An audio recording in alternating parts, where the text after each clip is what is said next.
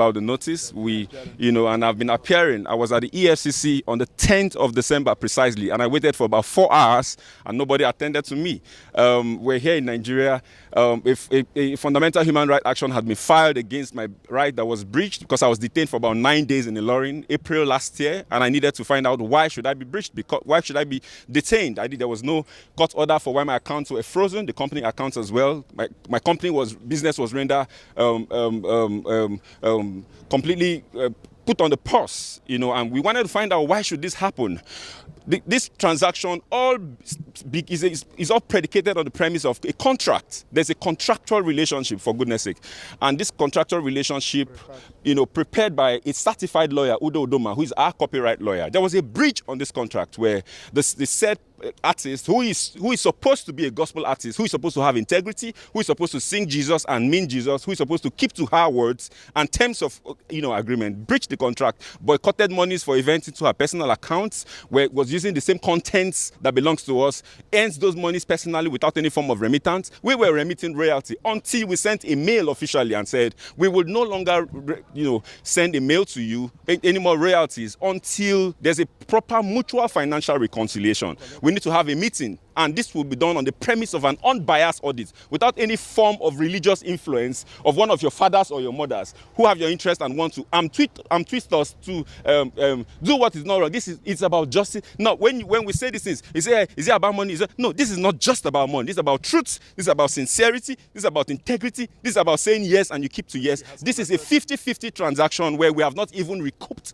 capital. By that, I mean we're sharing 50-50 on gross, not on net. And that's a fair contract, for goodness sake. But when I got to the EFCC, I was told not to write my truth. I was told there's nothing about contract. All they just deal with is figures, and I should just write the monies that I'm owing. And I said we can't talk about monies without talking about what gave birth to money. The monies came as a result of the contract. This contract, monies was invested into the artist, and it generated this amount of money. And if there was money that was supposed to come to us and it wasn't coming, and we communicated, you cannot communicate and divert. You can't divert what you have communicated. And there's a mail to that effect. So how is this diversion? That's the question. The monies went into the right channels. By right channels, I mean the accounts that are known to the artist. There was no mail, regarding diversion of money. There was no resentment whatsoever with respect to how finances were going up until when this contract was breached. And we have every evidence to clear this. How then is this a criminal offense? This is a purported plan by a cartel of evil people who have the face and the mask of Christianity to destroy the system, to give an impression. I'm talking about someone who has earned over $1,500,000 from the same contract. How do you discredit what you have benefited from? The over $600,000 we're talking about is just for streams, not even for events. We have series of meetings where you went for, you didn't tell people you were going, you hid it because you didn't want us to know. That's not transparency, for goodness sake. There is no way on the surface of the earth that you hear a label taking 50 and giving the artist 50. And I mean, we paid rent for 5 years, you didn't pay a dime. You don't have a receipt. We gave you cars for all the period. We expended 100% expenditure on your career. This is unfair. This is not the right thing to do. We didn't go to court.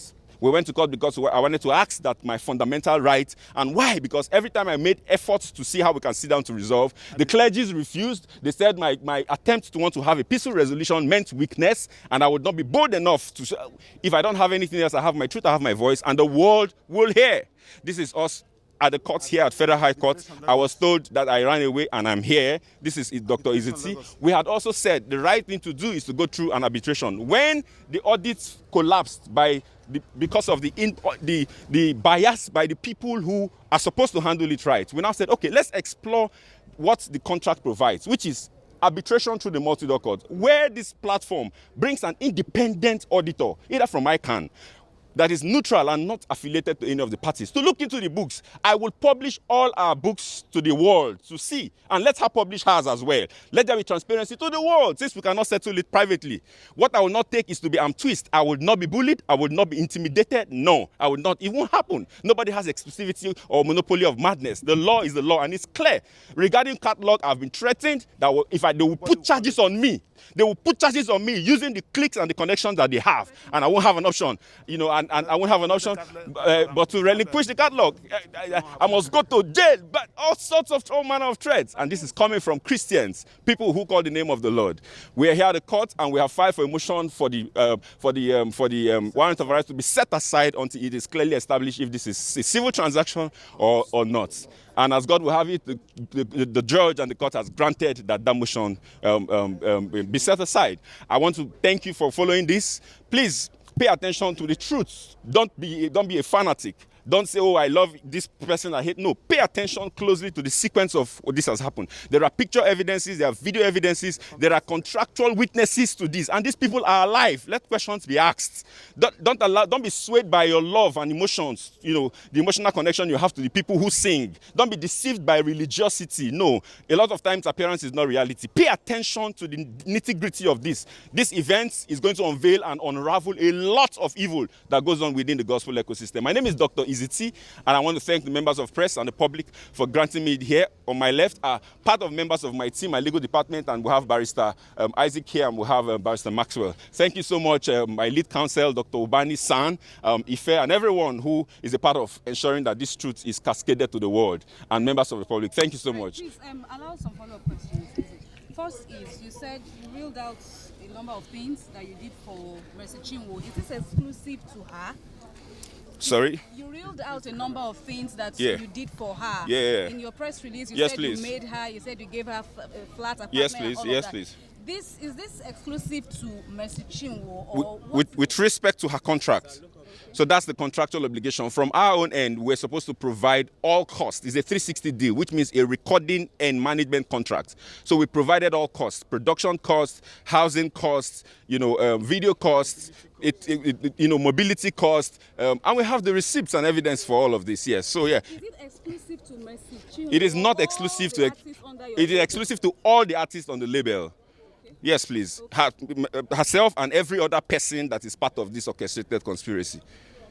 So all other artists enjoy... They enjoyed it, yeah. Yes, please, yes. 50-50 for every other artist? Yes, so it's a 50-50 for her. And then it's a 60-40 and 40-60 for some others. And then 50-50 for... But at the end of the day, the ratio is about... It's 50-50, yes. Based on the agreements, yeah. Okay, sir. And then you said, you were in EFCC custody. Yes, please. You stressed that it's a civil dispute. Yes, please. But they said they are dealing with figures. Figures that I shouldn't talk about. They want you to acknowledge that you owe her. Okay, the reason I stayed 9 days in EFCC is because they said to me that if I do not write what I am told to write, I would remain in detention.